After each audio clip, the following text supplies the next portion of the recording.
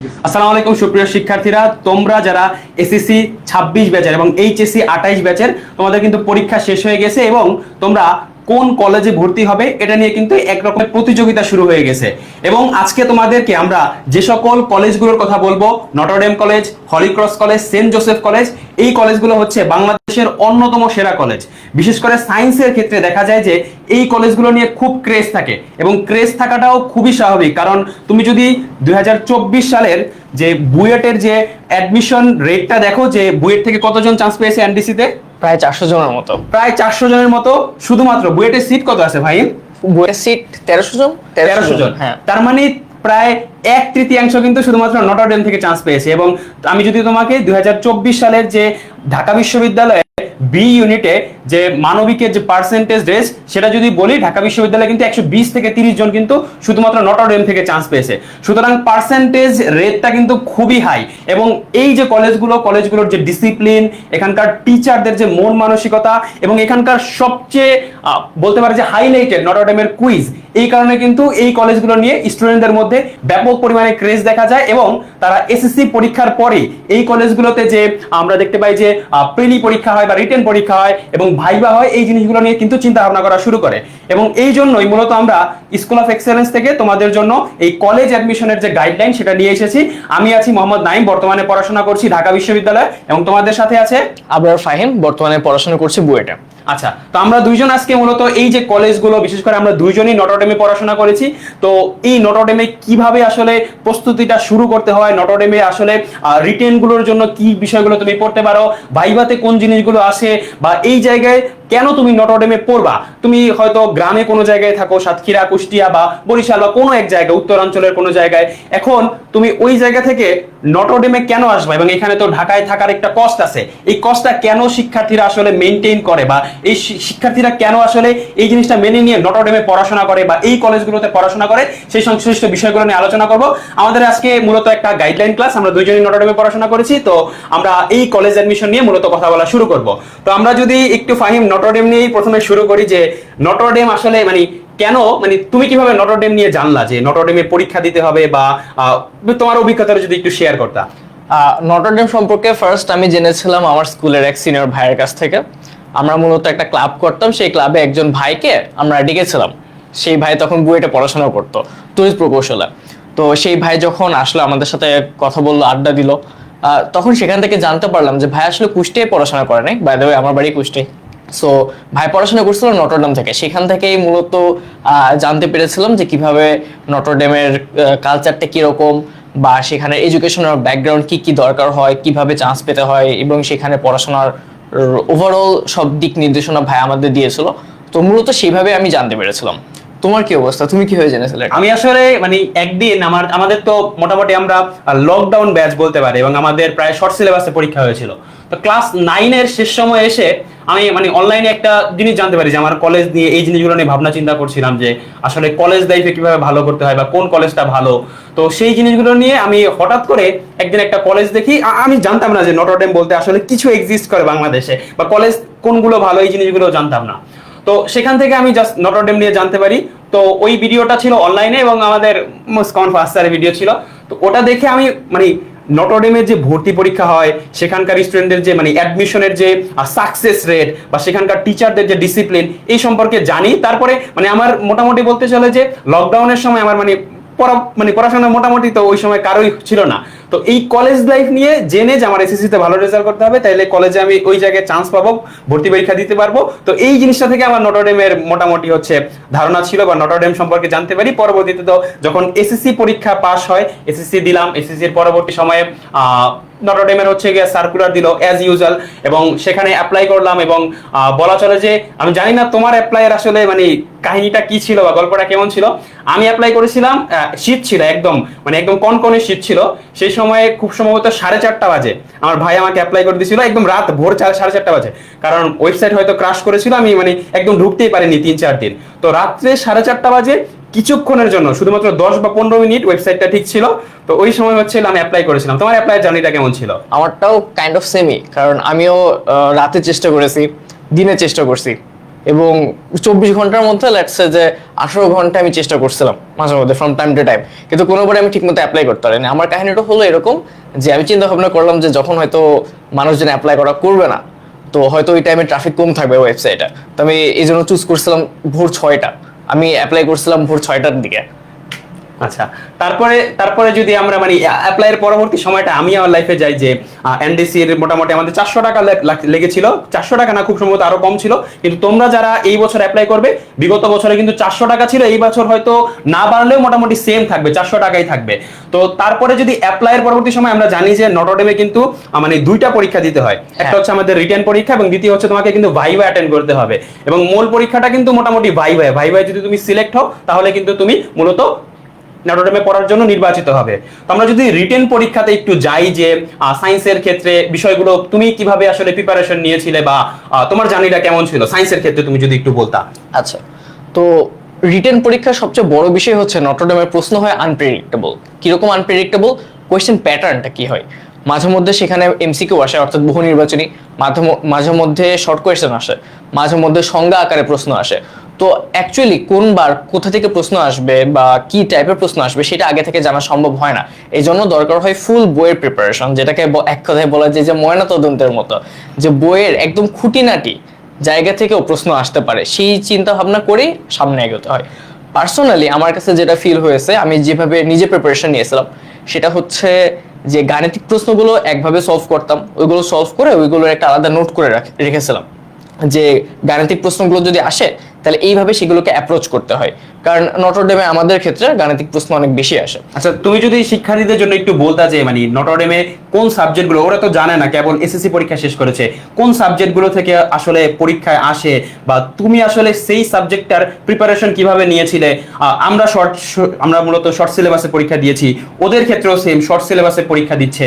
তো সেক্ষেত্রে কি শর্ট সিলেবাসের ভিতর থেকে প্রশ্ন থাকবে নাকি ওকে এখন আবার ফুল সিলেবাসটা পড়তে হবে, সেই সংশ্লিষ্ট বিষয়ে যারা সায়েন্সের আছে তুমি যদি একটু ওদের সাথে তোমার জার্নিটা শেয়ার করতে। গুরুত্বপূর্ণ বিষয়। তো যেটা সায়েন্সের ক্ষেত্রে হয় সেটা হচ্ছে যে আমাদের সায়েন্সের যে মূলত 3টা সাবজেক্ট, উচ্চতর গণিত, ফিজিক্স আর কেমিস্ট্রি, এর পাশাপাশি বায়োলজি, এই 4টা সাবজেক্টের উপর প্রশ্ন আসে। এর বাদে গণিত থেকে প্রশ্ন আসে আর বাংলা এবং ইংরেজি থেকে প্রশ্ন আসে। সাধারণত দেখা যায় যে আইসিটি বা সাধারণ জ্ঞান থেকে আমাদের সায়েন্সের ক্ষেত্রে প্রশ্ন খুব একটা আসে না। তো মূলত আমাদের এই কয়েকটা সাবজেক্টের উপরই প্রিপারেশন নিতে হয়। ফিজিক্সের ক্ষেত্রে যেটা বলবো যে মূল বইয়ের পাশাপাশি বইয়ের যেসব ম্যাথগুলো আছে সেগুলো বড় খুবই ইম্পর্টেন্ট, কারণ বইয়ের যে সকল ম্যাথ সেখান থেকেই মাঝে মধ্যে প্রশ্ন চলে আসে সরাসরি। কিন্তু বিষয়টি একটু ভিন্ন কেমিস্ট্রি এবং বায়োলজির ক্ষেত্রে। কেমিস্ট্রি এবং বায়োলজিতে প্রচুর পরীক্ষণ আছে এবং চিত্র আছে, বায়োলজির ক্ষেত্রে এটা আরো বেশি, যে প্রচুর বইয়ে প্রচুর চিত্র দেওয়া আছে।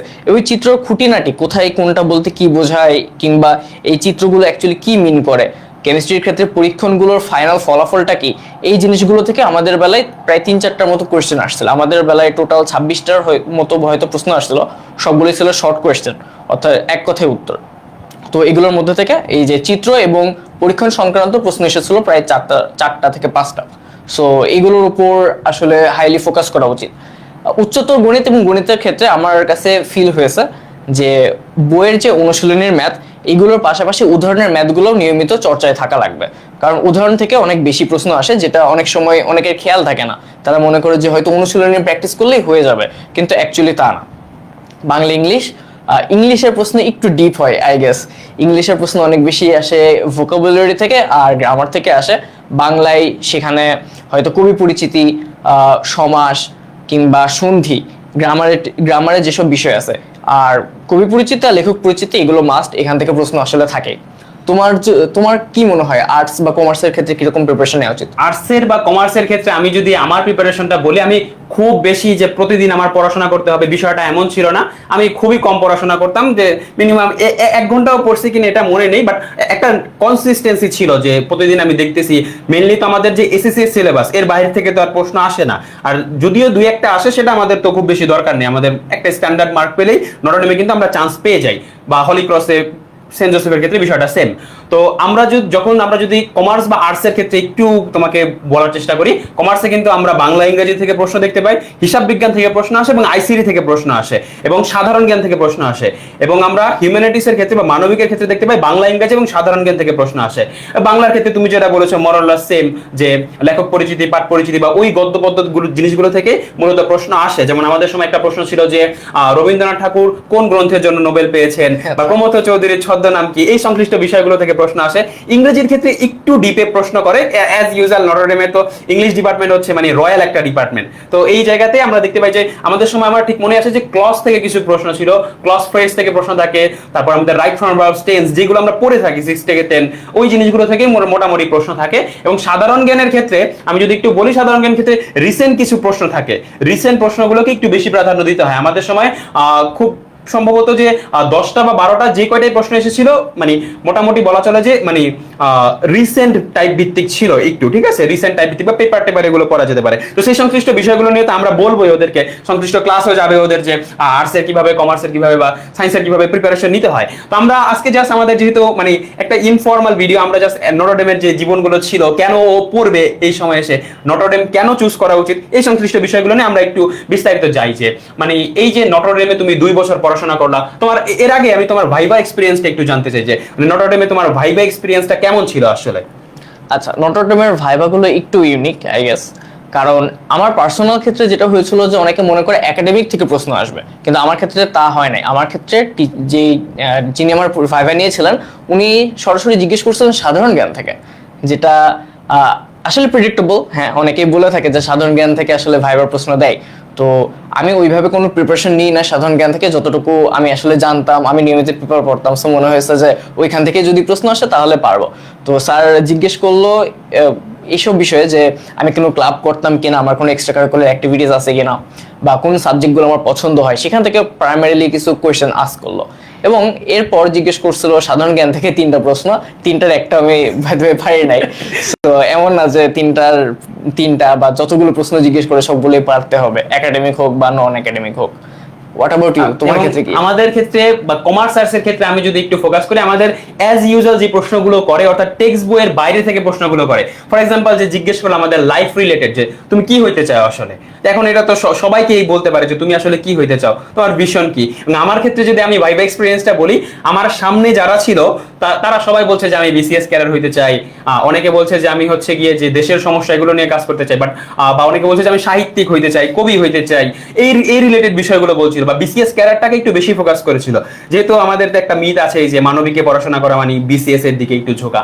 তো আমার ক্ষেত্রে একটু ডিফারেন্ট ছিল। আমি ওই সময় বসে চিন্তা ভাবনা করেছিলাম যে আমাকে যদি কেউ প্রশ্ন করে যে ভাইবাতে তুমি কি হতে চাও, আমি ডিরেক্ট বলেছিলাম যে আমি প্রধানমন্ত্রী হতে চাই দেশে। আচ্ছা আচ্ছা। তো এই জিনিসটা আমাদের উন্মেষ স্যার ছিল। তো উন্মেষ স্যার তো মানে উন্মেষ স্যারের যারা ক্লাস করবা, মানে যারা যদি তুমি নটরডেমে চান্স পাও, দেখবে যে উন্মেষ স্যার কিন্তু খুব দুর্দান্ত ক্লাস নেয় বাংলার, এবং স্টুডেন্টদের সাথে তার যে রিলেশন মানে অন্যতম। এনডিসি প্রত্যেকটা টিচারের কিন্তু এরকমই, যে স্টুডেন্টের সাথে যে কানেক্ট হওয়া, এটা কিন্তু অনন্য বাংলাদেশের।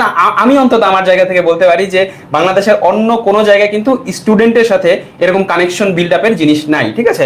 এবং আমি যদি আর্টসের কথা কিছু বলি, আমাদের ম্যাম ছিল সাথী ম্যাম, তিনি আমাদের কি করতে জানো, তিনি আমাদের অর্থনীতি ক্লাস নিত। তিনি আমাদের ক্লাস টাইমের পরে বসে আমাদেরকে জিনিসগুলো বুঝিয়ে দিত। কোনো একটা জিনিস আমরা নাই বুঝতে পারি, ক্লাস টাইমের পরে ইভেন হচ্ছে আমরা টিচার্স রুমে গিয়ে ম্যামের কাছ থেকে জিনিসগুলো বুঝে আসার চেষ্টা করতাম। রণজিৎ স্যার ছিল। তো আমরা ছিলাম হচ্ছে ভাইভাতে। তো এর পরবর্তী সময় আমরা আমাদেরকে as usual extra curricular activities আছে কিনা, কিন্তু আমাকে যখন ওই প্রশ্নটা করা হয়েছে যে তুমি কি হতে চাও, আমার ওই প্রশ্নের উত্তর শুনে স্যার মোটামুটি একটু মানে নড়ে চড়ে বসছিল, আমাকে একটু পেঁচানোর চেষ্টা করেছিল যে এনডিসিতে তো রাজনীতি নাই, তাহলে তুমি হচ্ছে কেন রাজনীতি করবা, তো এটা তো রাজনীতি সংশ্লিষ্ট বিষয়। তো একটু ট্রাপে বা একটু ডিপে নিয়ে যাওয়ার চেষ্টা করা হয়েছে। তো আমি হচ্ছে স্যারকে উদাহরণ দিয়েছিলাম যে আপনি একটু জাপানের দিকে খেয়াল করতে পারেন, দক্ষিণ কোরিয়ার দিকে খেয়াল করতে পারেন, এবং রিসেন্ট টাইমে চায়নার ক্ষেত্রে খেয়াল করতে পারেন যে এই জায়গাগুলোতেও তো মানে স্টুডেন্ট পলিটিক্স বা ওই সংশ্লিষ্ট বিষয়গুলো নিয়ে স্টুডেন্টরা কনসার্ন, এবং দেশকে তারা সর্বোচ্চ দিতে চায়। তো আমি এখন এসেছি, এখন আমি সর্বোচ্চ পরিমাণে নলেজ নিয়ে যেতে চাই এখান থেকে, এবং সেই জিনিসটা আমি আমার দেশকে দিতে চাই। তো এই সংশ্লিষ্ট বিষয়গুলো বলেছিলাম, মানে মোটামুটি স্যার হচ্ছে কনভিন্স হয়েছিল, এবং মানে ভাইভাতে বসে আমি বুঝতে পারছি যে আমার মোটামুটি মোটামুটি এনডিসিতে চান্স হয়ে গেছে। তো আসলে এরপরে যদি আমরা যাই ভাইবার পরবর্তী সময়ে একজন আসলে একজন নটরডেমিয়ানের জীবনটা কেমন, আসলে এই যে 2 বছর সে হচ্ছে কলেজে থাকবে, তার হচ্ছে এক্সপেন্স থেকে শুরু করে তার হচ্ছে আমরা যদি পড়াশোনাটা একটু ফোকাস করি তারপর এক্সপেন্সের দিকে একটু যাই, যে আসলে মানে কেন একজন ভালো স্টুডেন্টের নটরডেম চুজ করা উচিত, এই 2 বছরের কালচারটা কিরকম সায়েন্সের ক্ষেত্রে, মানে এই জায়গাতে আসলে তারা কি কোনো, এই যে আমরা দেখলাম যে তুমি পরিসংখ্যান বললা যে প্রায় 400 থেকে 500 জন স্টুডেন্ট বুয়েটে চান্স পেয়েছে 2024 সালে, তো কেন এটা হয়? এই মানে এনডিসি একজন স্টুডেন্টকে কি অফার করে এমন এই 2 বছরে? একজন স্টুডেন্ট পড়ে প্রায় আমরা বুয়েটের 3 ভাগের হচ্ছে প্রায় 1.5 ভাগ 2 ভাগ স্টুডেন্ট এখান থেকে যায়, তো কি দেয় আসলে, কি অফার করে সায়েন্সের স্টুডেন্টদের জন্য নটরডেম? তুমি যদি একটু বলতা। আমার কাছে ফিল হয় যে নটরডেম যেটা প্রোভাইড করে সেটা হচ্ছে কনসিস্টেন্সিটা কিরকম। আমাদের প্রত্যেক দিন ক্লাস হতো, সপ্তাহে 2 দিন বাদে অবভিয়াসলি। তো এই প্রত্যেক দিন ক্লাস হতো, প্রত্যেক দিন আমাদের সকাল 8টা থেকে প্রায় 1টা পর্যন্ত ক্লাস হতো, এবং মাঝখানে হয়তো 5 মিনিটের একটা রিসেস মানে একটা ব্রেক টাইপের থাকতো প্রত্যেকটা পিরিয়ডের মাঝখানে। আর আমাদের যে মূল যে টিফিন টাইম বলে যেটা অনেক জায়গায়, বা হচ্ছে অফ পিরিয়ড, ওইটাকে আমরা রিসেস বলতাম অ্যাকচুয়ালি, সেটা ছিল মেবি 20 থেকে 25 মিনিট, তাই না? 20 থেকে 25 মিনিট। তো আমাদের নিয়মিত ক্লাস হতো, শিক্ষকরা এসে প্রত্যেকদিন একটা টপিকের পর আরেকটা টপিক কোথা থেকে শুরু হবে এবং কিভাবে হবে, এবং টিচাররা চেষ্টা করতো যে সেগুলো রিলেটেড টাইপ ভিত্তিক ভাবে ম্যাথগুলো দেওয়ার, কিংবা কনসেপচুয়াল যদি কোনো ম্যাথ থাকে বা কোনো কনসেপ্ট যদি থাকে বোঝার, সেগুলো জানিয়ে দেওয়ার। আর এমনিতে পিয়ার মানে পিয়ারের মধ্যে যে প্রতিযোগিতা হয়, সেই জিনিসগুলো আসলে ইন্ডিসে তো অনেক বেশি কমন, যে প্রায় দেখা যেত যে আচ্ছা আমি একটা জিনিস শিখছি, তুমি কি সেটা শিখছো কিনা, বা হচ্ছে এই ম্যাথটা আমি পেরেছি তুমি পারছো কিনা, অন্যরা হয়তো এসে আমাকে দেখাতো যে এই ম্যাথটা কি তুই পারছিস, এইভাবে চলতো। আর এর বাদে নটরডেমের আলাদা একটা বৈশিষ্ট্য ছিল, সেটা হচ্ছে কুইজ সিস্টেম। তো সায়েন্সের ক্ষেত্রে আমরা মেবি সোমবার আর বৃহস্পতিবার এই 2 দিন আমরা কুইজ দিতাম। কুইজটা হতো মেনলি 20 মার্কের। সায়েন্সের জন্য সেটা 10টা এমসিকিউ থাকতো এবং একটা সৃজনশীল থাকতো। তো এখান থেকে নিয়মিত আসলে কনসিস্টেন্সির বিষয়টা চলে আসে, যে অধ্যায় ভিত্তিক বা কয়েকটা চ্যাপ্টার মিলিয়ে যখন কুইজ হতো তখন ওইগুলোর জন্য তো মাস্ট প্রিপারেশন নেওয়াই লাগতো, তাই না? তো ওইখান থেকে মেনলি কলেজে থাকতে থাকতে আমাদের পড়াশোনার অনেক কাজ হয়ে গেছিল আসলে, যেটা আলাদা করে নতুন অন্য কোনো কোচিং সেন্টার হোক বা অন্য কোনো মাধ্যমে আমাদের আসলে খুব বেশি শেখা লাগে নাই। অনেকে হয়তো করেছে, হ্যাঁ সেটা তাদের পার্সোনাল বিষয়, কিন্তু পার্সোনালি আমি আমার নিজের ক্ষেত্রে অত বেশি লাগে না। কলেজের উপর আমি মোটামুটি নির্ভর ছিলাম এবং কলেজ থেকে আমি একটা ভালো আউটপুট পেয়েছি।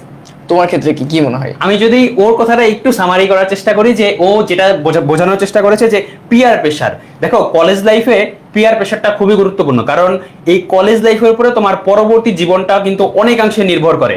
তুমি কি ঢাকা বিশ্ববিদ্যালয়ে পড়বে, নাকি ঢাকা মেডিকেলে পড়বে, না বুয়েটে পড়বে, এই জিনিসটা কিন্তু কলেজ লাইফের, কারণ কলেজ লাইফের 2টা বছর কিন্তু এই জিনিসটা আসলে একদম মানে নির্ধারণ করে দেয়। তো নটরডেমে যেটা আছে সেটা হচ্ছে পিয়ার প্রেশার, অর্থাৎ তোমার ক্লাসে 120 জন আছে, যে 120 জন স্টুডেন্টই ভালো স্টুডেন্ট, এখন তুমি না পড়ে যাওয়া কই?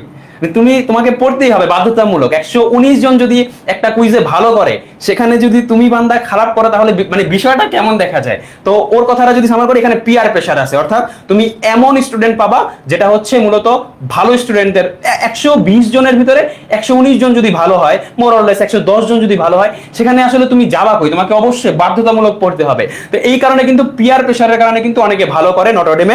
তারপরে দ্বিতীয় কথা হচ্ছে কুইজ সিস্টেম, মানে অ্যাজ ইউজুয়াল এনডিসির যেটা হচ্ছে স্পেশালিটিস, এনডিসি হইতে পারছে যে কারণে, মানে আমার ধারণা অনুযায়ী সেটা হচ্ছে কুইজের জন্য।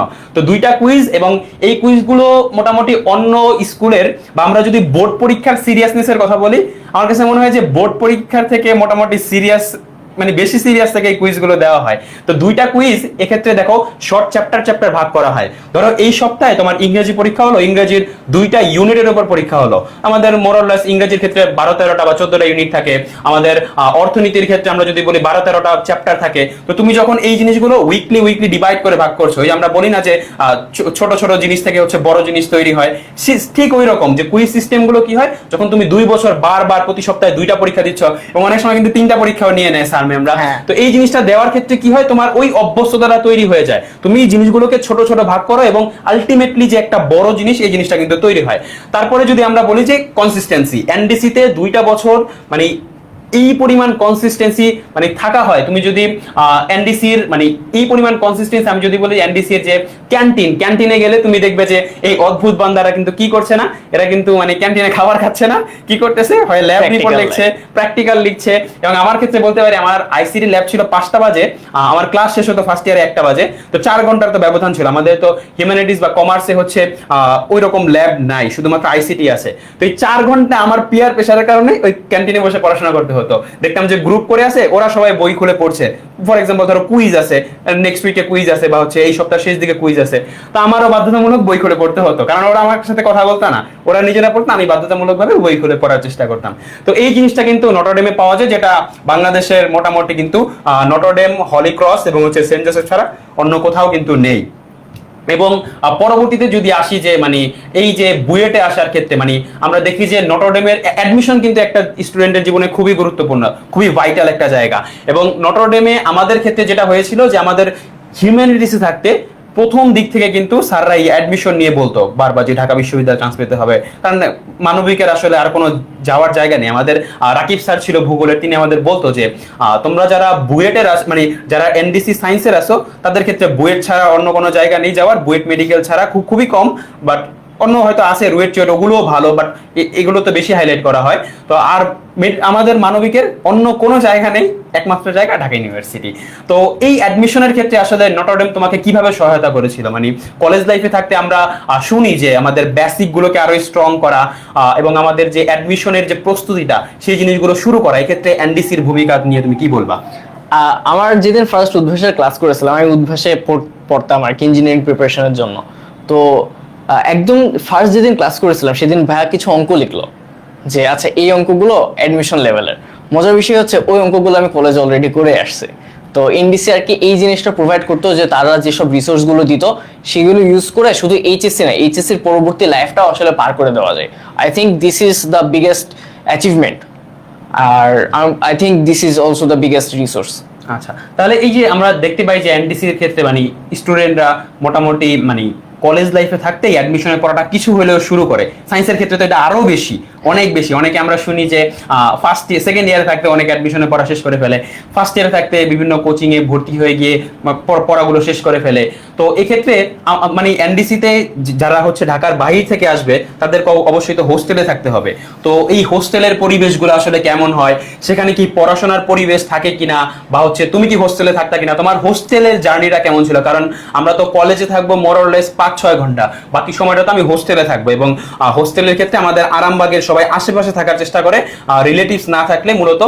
তো এই আরামবাগের আসলে পরিস্থিতিটা কেমন? ঠিক আছে, আমরা মানে ডালাসের গলি অনেক নাম শুনি আমরা, তো এই আরামবাগের পরিস্থিতিটা কেমন? সেখানে হচ্ছে পড়াশোনার পরিবেশ আছে কিনা, সেখানে হচ্ছে কি মানে যারা গার্ডিয়ান হয়তো আমাদেরকে দেখতে পারে তাদেরকে ছেলে মেয়েদেরকে যে পাঠাবে এই জায়গায় মানে কোনো নিরাপত্তা ঝুঁকি আছে কিনা, তার ছেলে মেয়ে কি মানে ছেলে কি খারাপ হয়ে যেতে পারে কিনা, বা হচ্ছে এই জায়গায় খরচটা কিরকম হয়, এই সংশ্লিষ্ট বিষয়ে যদি একটু তুমি ধারণা দিতে। আচ্ছা, আরামবাগের দিনগুলো আসলে অসাধারণ ছিল এক কথায়। কারণ আমার কাছে ফিল হয়েছিল যে কলেজে আসলে যতটুকু প্রেশার, হ্যাঁ হোস্টেলে গিয়েও সেম প্রেশার, কিন্তু হোস্টেলে আনন্দের একটা অন্যরকম পরিবেশ ছিল, যেই জিনিসটার জন্য আমরা হয়তো ঠিক মতো বেঁচে থাকতে পারতাম ওই টাইমে, তাই না? যে আমার কাছে কখনো বোরিং ফিল হয় নাই যে আচ্ছা কলেজে খুবই চাপ, খুবই প্রেশার, কিন্তু হোস্টেলে আসছি সবাই মিলে আড্ডা দিচ্ছি, পড়াশোনা হচ্ছে কিন্তু পড়াশোনার পাশাপাশি অন্য যা কিছু করতাম সবকিছু কি করতো, একটা আনন্দঘন পরিবেশ তৈরি করতো, রাইট? আর এর পাশাপাশি আসলে কি খরচের বিষয় বা হচ্ছে নিরাপত্তার বিষয় বললে যেটা হবে, আরামবাগ এটা হচ্ছে কলেজের একদম ঠিক পিছনে। অনেকে আরামবাগে থাকে না, অনেকে থাকে হচ্ছে কলেজের অপোজিটে পার হলে কমলাপুর থাকে, কমলাপুর। তো কমলাপুরেও অনেকে থাকে। তো ইউজুয়ালি দেখা যায় যে কলেজের এত কাছে বলে কোনো নিরাপত্তা জনিত সমস্যা আসলে হয় না সেইভাবে। আর এর বাদে পড়াশোনার পরিবেশ, তাই না? পড়াশোনার পরিবেশ আসলে হোস্টেলে যখন প্রবেশ করি, হোস্টেলের নিজের রুমে ওই যে কিছু কিছু টাইমে সবাই মিলে একসাথে বসে হয়তো বিভিন্ন স্পোর্টসে অংশ নিতাম বা হচ্ছে অন্যান্য কাজ কারবারে অংশ নিতাম, বাট এর বাদে প্রত্যেকটা মোমেন্টে দেখা যেত যে পোলাপান আসলে পড়াশোনা করতো। তো ওই যে সেম পিয়ার প্রেশার, তো যখন দেখতাম যে আমার দুইজন রুমমেট পড়াশোনা করছে নিয়মিত, পিয়ার প্রেশারের কারণে আমাকেও পড়াশোনা করা লাগতো। So it help with consistency actually. আর এর বাদে অনেকে তো আসলে যারা ঢাকায় থাকে তাদের আসলে আরামবাগে আসার তো খুব একটা দরকার নেই, বাট এরপরও আমার কয়েকজন ফ্রেন্ড যারা ঢাকার স্থায়ী বাসিন্দা তারা হচ্ছে হোস্টেল নিয়ে কয়েক মাসের মতো ছিল, যে just to experience this whole lifestyle. আচ্ছা, তো একটু যদি খরচ নিয়ে বলতে চাই, মানে যারা হচ্ছে পড়াশোনা করবে, আমরা নটরডেমের বেতন থেকে যাই যে এখানে সায়েন্সের বেতন কত বা কমার্সের আর্টসের বেতন কত, এই জিনিসগুলো নিয়ে তারপর আমরা হোস্টেল নিয়ে কথা বলবো যে নটরডেমে আসলে সায়েন্সের আসলে খরচ কি রকম হয়। আচ্ছা, আমি ছিলাম মূলত 2024-25 সেশনের। আমাদের যেহেতু ল্যাব আছে কমার্স এবং আর্টসের তুলনায় একটু বেশি পরিমাণে, সো আমাদের খরচও স্বাভাবিকভাবে কমার্স এবং আর্টসের চাইতে হালকা একটু বেশি, তাই না? আমাদের মাসিক বেতন ছিল 1300 টাকার মতো, পরবর্তীতে যেটা 1600 টাকা করা হয়েছিল আমরা যখন সেকেন্ড ইয়ারে উঠেছিলাম তখন। এবং এর বাদে ল্যাব ফিস ছিল মোটামুটি, এবং আমাদের কখনো পার মান্থ কোনো পেমেন্ট করা লাগতো না। আমাদের হয়তো 6 মাস বা 4 মাস প্রত্যেক টার্মের আগে একবারে সব টাকাটা নিয়ে নেওয়া হতো, যে টাকার মধ্যে ইনক্লুড থাকতো সেশন ফি, এক্সাম ফি বা ল্যাবরেটরিজ ফি, সবকিছু একসাথে। তো এরকম হয়েছিল যে প্রত্যেকবারই আমাদের প্রায় 10,000-এর মতো বা 10,000-এর বেশি প্রত্যেক টার্মের আগে দেওয়া লেগেছিল। এটা ছিল কলেজের ফি। সায়েন্স বাদে আসলে আর্টস আর কমার্সে কিরকম লাগে? আর্টস আর কমার্সে যদি আমি একটু বলি, আমাদের মোটামুটি প্রথম দিকে ভর্তি হতে প্রায় 15-16 হাজার টাকার মতো লাগে, কারণ আমরা জানি যে নটরডেম থেকে আইকনিক ব্যাগ দেওয়া হয়, ঠিক আছে, ব্যাগ দেওয়া হয়, পরবর্তীতে স্কুল ড্রেস দেওয়া হয়, প্যান্ট দেওয়া হয়, এবং হচ্ছে গিয়ে সেখানে কিছু খাতা বা হচ্ছে আরো যে স্টেশনারি আইটেম থাকে সেই জিনিসগুলো কিন্তু দেওয়া হয়। এর পাশাপাশি যদি আমরা বেতনের কথা বলি, বেতন কিন্তু ঢাকার অন্যান্য কলেজগুলোর বা বেসরকারি কলেজগুলোর যদি আমরা একটু মানে তুলনা করি, সেক্ষেত্রে কিন্তু নটরডেমের কমার্স এবং আর্টসের বেতন খুবই কম। সেখানে আমরা আমার মনে আছে যে আমি হয়তো প্রথম বর্ষে আমাদের বেতন ছিল কেবল 1,000 টাকা। মানে ঢাকার যদি অন্যান্য কলেজগুলোর সাথে তুলনা করি তাহলে কিন্তু এই বেতনটা খুবই কম ঢাকায় বেসরকারি কলেজ হিসেবে। এবং যেই সার্ভিস আসলে এনডিসি দিচ্ছে, যেই টিচাররা এখানে পড়াচ্ছেন আউটস্ট্যান্ডিং, মানে এনডিসি টিচাররা, মানে আমরা যখন আমাদের একটা স্যার, আমাদের রাকিব স্যার, তিনি আমাদের ভূগোল ক্লাস নিত, মানে আমি বারবার তার কথাই বলছি, কারণ মানে এই স্যাররা খুব আইকনিক এবং তাদের কথা বলতে আসলে নিজের কাছেও ভালো লাগে। তো স্যার আমাদেরকে বলতো যে তোমরা শুধুমাত্র কলেজ লাইফের গন্ডিটা পার হয়ে ভার্সিটিতে যাও, তাহলে আসলে বুঝবা যে এনডিসি কি ছিল, এনডিসি টিচাররা কি ছিল। তো সেই জিনিসটা এখন আমি ঢাবিতে এসে উপলব্ধি করছি কিছুটা হলেও। তো মানে এখন ওই জার্নিটা আসলে যদি মনে করি যে মানে এনডিসির বেতন ওই জায়গার তুলনায় যে সার্ভিস এনডিসি প্রদান করছে, যে টিচাররা আউটস্ট্যান্ডিং, তো ওই অনুযায়ী আমার কাছে মনে হয়েছে যে ফার্স্ট ইয়ারে আমাদের বেতন ছিল 1,000 টাকা, খুবই কম, এবং সেকেন্ড ইয়ারে এটা কিছুটা বৃদ্ধি করা হয়েছিল এবং সেই সময় মূলত বেতন ছিল 1,200 টাকা। তো এটাও খুব বেশি না। তো মোরলেস তোমার হয়তো 6-7 মাসে 7,000 টাকা এরকম কিছু দিতে হতো, বা টার্মের হয়তো হইলো গিয়ে আমার মনে আছে 4,300 এরকম কিছু দিতে হতো। যদি 4 মাস টার্ম, মানে 4 মাস পর যদি বেতন দিতে হয় বা স্যার নোটিশ আসে, তখন আমাদের দিতে হতো প্রায় দেখা যেত যে 4,500 টাকার মতো। যখন 6 মাস পরে বেতন দিতাম তখন আমাদের 7,200 টাকা দিতে হতো। এই ছিল আমাদের এক্সপেন্স। আরামবাগের খরচটা কিরকম আসলে? আরামবাগে, আমি তো আরামবাগে থাকিনি, তো এই বিষয়টা নিয়ে আমার একটু জানাশোনা কম, এই জন্য আর কি আমি তোমাকে জিজ্ঞেস করলাম যে আরামবাগের বিষয়টা কিরকম। আচ্ছা, তারপরে যদি আমরা আসি যে নটরডেমের, তুমি যদি নটরডেমের কোনো মানে মেমোরির কথা বলতে চাও, যে নটরডেমের আসলে কোন জিনিসটা আসলে এখনো তুমি ক্যারি করতেছো, সেই জিনিসটা নিয়ে যদি একটু বলতা স্টুডেন্টদেরকে। নটরডেমে কিন্তু অনেকগুলো ক্লাব আছে। কতগুলো ঠিক আমার আসলে মনেও নাই, এতগুলো ক্লাব, প্রায় 40টার মতো ক্লাব হবে। এত কি? আচ্ছা, কিন্তু অনেকগুলো ক্লাব আছে। হ্যাঁ, তো আমি নিজে একটা ক্লাবে ছিলাম। ক্লাবে প্রত্যেক হয়তো বুধবার না বৃহস্পতিবার এরকম, এটা আসলে বুধবার, হ্যাঁ বুধবার আসলে আমরা ক্লাবে নিয়মিত বিভিন্ন অ্যাক্টিভিটিস করতাম। এবং এর বাদে প্রত্যেক উইকেন্ডে মানে বেসিক্যালি শুক্রবার এবং শনিবার এই 2 দিন কলেজে বিভিন্ন ধরনের ফেস্ট হতো।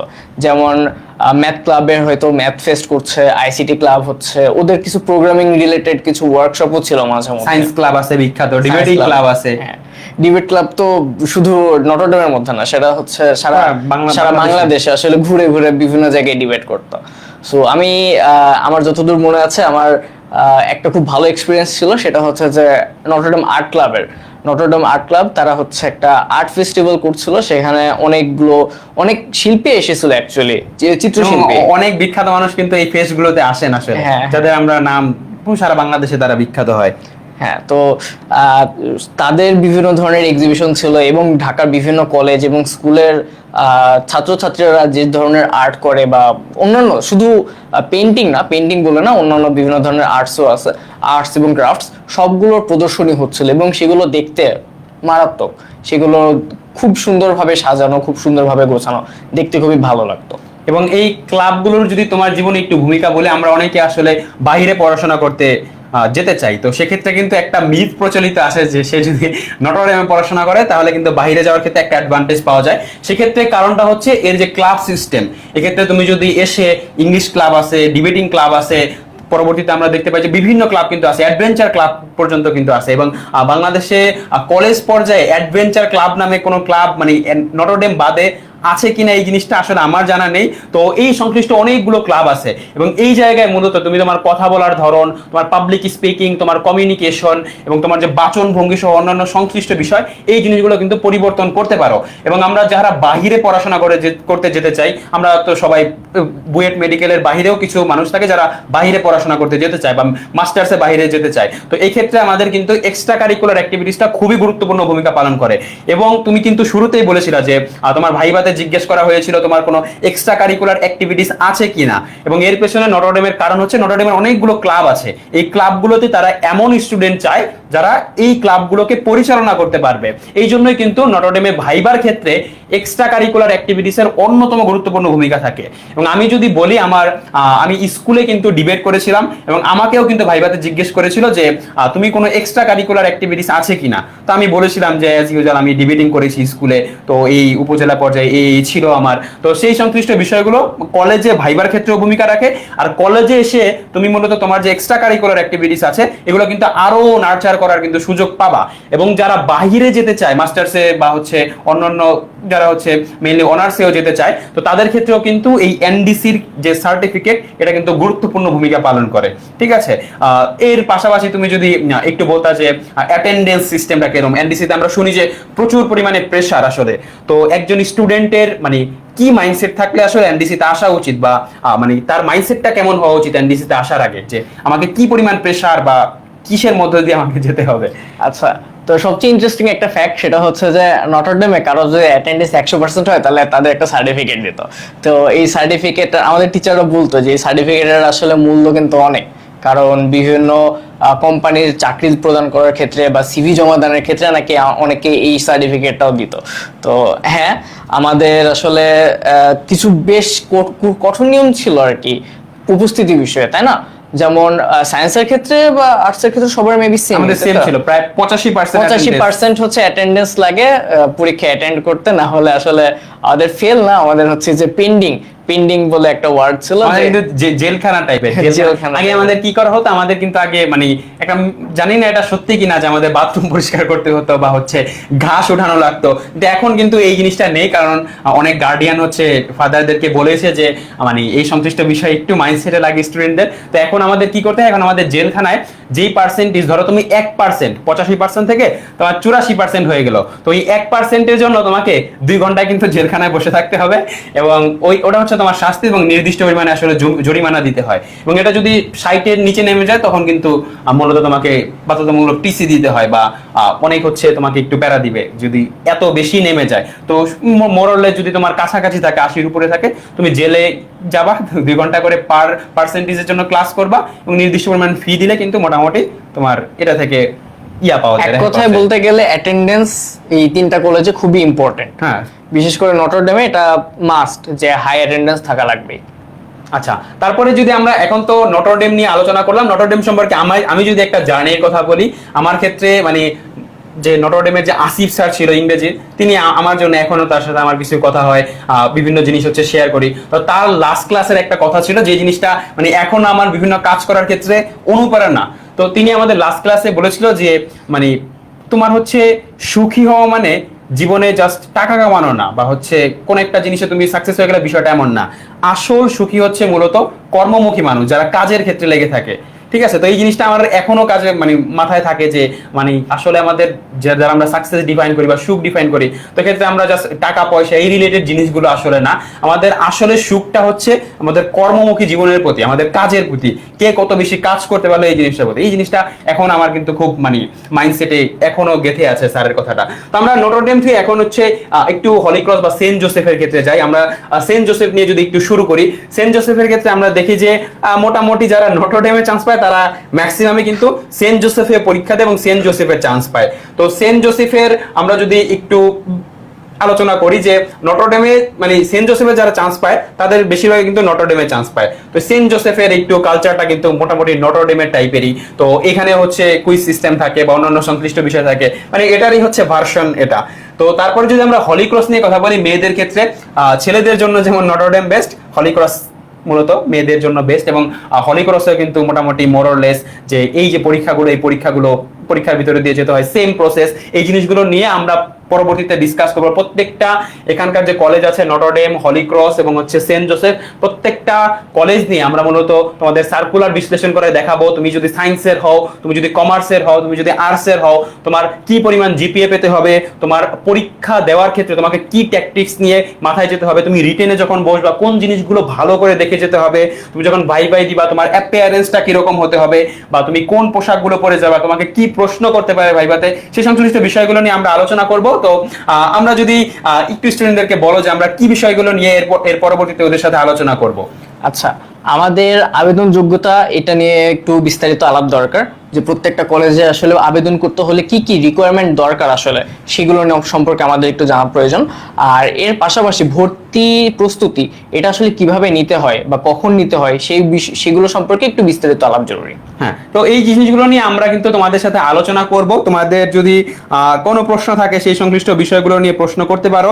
অনেকে আমাদের প্রশ্ন করেছো যে শর্ট সিলেবাস পড়বে নাকি হচ্ছে ফুল সিলেবাস পড়বে, এই সংশ্লিষ্ট বিষয়গুলো নিয়ে প্রশ্ন আসছে আমাদের যে শর্ট সিলেবাস পড়তে হবে না ফুল সিলেবাস। এই জিনিসগুলো আমরা অলরেডি আলোচনা করেছি যে তুমি যদি শর্ট সিলেবাসটাই একটু ভালো করে পড়ে যেতে পারো, ফুল সিলেবাস থেকে হয়তো অনেক বেশি প্রশ্ন আসবে না, আসলেও দুই একটা আসবে, বাট ওই দুই একটা প্রশ্ন কিন্তু মানে না পারলেও কিন্তু মানে হয়ে যায়। ঠিক আছে, তোমার তো চান্স লাগবে, তুমি তো এখানে তো টপের বিষয়টা নেই, মেরিট পজিশন নেই। আমরা কিন্তু নটরডেমে ভর্তি পরীক্ষা দিলে কিন্তু আমরা মেরিটও জানতে পারি না যে কে ফার্স্ট হয়েছে কে সেকেন্ড হয়েছে, এই সংশ্লিষ্ট বিষয়গুলো নেই। তো আর্টস এবং হচ্ছে কমার্সের দিক থেকে বা হিউম্যানিটিস হচ্ছে কমার্সের দিক থেকে আমরা যদি বলি যে মোটামুটি তুমি যদি শর্ট সিলেবাসটা পড়তে পারো তাহলে কিন্তু হয়ে যাবে। এবং আমরা যে মান বন্টনের কথা তোমাকে বলেছি, হিউম্যানিটিসের ক্ষেত্রে তোমার বাংলা আসবে, ইংরেজি আসবে এবং সাধারণ জ্ঞান আসবে। তো সাধারণ জ্ঞানের বিভিন্ন বিষয়গুলো নিয়ে তোমাদের সাথে কিন্তু আলাপ আলোচনা হবে, তোমাদেরকে দেখিয়ে দেওয়া হবে। কমার্সের ক্ষেত্রে বিষয়গুলো সেম। এখন তুমি যদি একটু সায়েন্স নিয়ে বলতা যে শেষ কি বলতে চাও ওদেরকে, কেন ওরা নটরডেমকে বেছে নিবে, কেন নটরডেমে কলেজ অ্যাডমিশন ও পরীক্ষা দিবে, কেন তুমি এটা বলতে চাও, সেটা যদি একটু শেষ দিকে বলতা। একটা কথাই বলবো, Notre Dame, Saint Joseph, Holy Cross এগুলো পড়াশোনাকে আরো ইজি করে দেয়। যারা ইজি ওয়েতে পড়াশোনা করতে চায়, যে শুধু কলেজের পড়াশোনা করব, একটু রেগুলার থাকবো, কলেজের যেসব পরীক্ষা হয় সেগুলোই দেবো এবং ভালো করব, তাহলে I think they should choose this colleges. আচ্ছা, আমার ক্ষেত্রে যদি আমি একটু বলি যে এই কলেজগুলো কেন তুমি চুজ করবা, প্রথমত হচ্ছে এই কলেজগুলো তোমার অ্যাডমিশন জার্নিটাকে অনেক বেশি সহজ করে দিবে। এবং তুমি যদি আসলে মেমোরি নিতে চাও, আসলে স্মৃতি নিতে চাও যে বাংলাদেশের আসলে টপ কলেজগুলোতে স্টুডেন্টরা কিভাবে পড়াশোনা করে, ঠিক আছে, এই কালচার কিন্তু কোনো জায়গাতে নেই। ঠিক আছে, তো এই সংশ্লিষ্ট বিষয়গুলো যদি তুমি পেতে চাও যে এই টপ কলেজে কিভাবে পড়াশোনা করা হয়, বা হচ্ছে তুমি যখন চাকরি পরীক্ষার ক্ষেত্রে যাবা বা চাকরি দিতে যাবা বা হচ্ছে বাইরে যাবা, তুমি দেখবে যে কোন একজনকে প্রশ্ন করলে সে বলবে যে আমি বুয়েটে পড়াশোনা করেছি, এবং তাকে যদি তুমি কলেজ জিজ্ঞেস করা বলবে যে আমি নটরডেমে পড়াশোনা করেছি। তো এই যে অ্যালামনাই এত স্ট্রং, চাকরি পরীক্ষার ক্ষেত্রে সুবিধা পাওয়া যায়, অন্যান্য দেশে বিদেশে প্রত্যেকটা জায়গাতে কিন্তু সুবিধাগুলো পাওয়া যায় নটরডেমে পড়াশোনা করলে। এবং এনডিসির যদি আমরা অ্যালামনাইয়ের কথা বলি, আমরা দেখবো যে one of the strongest alumni বাংলাদেশে এনডিসির, প্রত্যেকটা জায়গাতেই কিন্তু নটরডেমের কেউ না কেউ আছে। তো এই সংশ্লিষ্ট বিষয়গুলোর জন্য আমি বলবো যে এনডিসিতে পড়ো। এছাড়া তুমি যদি তোমার পড়াশোনাগুলোকে সহজ করে নিতে চাও, এবং এই যে আমরা যেটার কথা বললাম পিয়ার প্রেশার, কনসিস্টেন্সি, কুইজের কথা মানে বলে বোঝানো সম্ভব না যে কুইজে কি পরিমাণ প্রেশার একজন স্টুডেন্টের মধ্য দিয়ে যায়। এবং আমার মনে আছে যে অনেক রাত আমি হচ্ছে 3-4 ঘন্টা ঘুমিয়ে হচ্ছে কুইজ দিয়েছি। তো এই প্রেশারগুলোর কারণে কিন্তু তোমার যে বুয়েটের পরীক্ষা বা ঢাকা মেডিকেলের পরীক্ষা বা হচ্ছে ঢাকা বিশ্ববিদ্যালয়ের পরীক্ষা, এই পরীক্ষাগুলো কিন্তু সহজ হয়ে যায় অ্যাডমিশনের ক্ষেত্রে। কারণ আলটিমেটলি তুমি কলেজে পড়ে পরবর্তীতে তো অ্যাডমিশনেই যাবা। তো সেই জায়গাগুলোতে তুমি যদি সহজ করতে চাও, ভালো একটা বিশ্ববিদ্যালয়ে পড়তে চাও কিংবা ভালো একটা মেডিকেলে পড়তে চাও, মানবিকের ক্ষেত্রে ঢাকা ইউনিভার্সিটি, তারপর আমাদের ইঞ্জিনিয়ারিং এর ক্ষেত্রে বুয়েট, তারপরে আমাদের মেডিকেলের ক্ষেত্রে ঢাকা মেডিকেল, এই সংশ্লিষ্ট বিষয়গুলো সহজ করার জন্য আসলে এনডিসি ছাড়া কিন্তু অনেক জায়গা থেকে চান্স পায়, বাট এনডিসি হচ্ছে বেস্ট চয়েস এই সময়ে এসে। তো আমরা পরবর্তীতে তোমাদের সাথে কিন্তু এই সংশ্লিষ্ট বিষয়গুলো নিয়ে কথা বলবো। প্রত্যেকটা বিশ্ববিদ্যালয়ের সার্কুলার বিশ্লেষণ করে তোমাদেরকে দেখাবো প্রত্যেকটা বিশ্ববিদ্যালয়ের প্রস্তুতি তোমার কেমন হওয়া উচিত, রিটেনের তোমার প্রস্তুতি কেমন হওয়া উচিত এবং ভাইবার প্রস্তুতি কেমন হওয়া উচিত, সেই সংশ্লিষ্ট বিষয়গুলো নিয়ে কথা বলবো। তোমরা স্কুল অফ এক্সেলেন্সের সাথেই থাকো। দেখা হবে কলেজ অ্যাডমিশনের পরীক্ষায়, কলেজ অ্যাডমিশন ভর্তি পরীক্ষায়। আসসালামু আলাইকুম।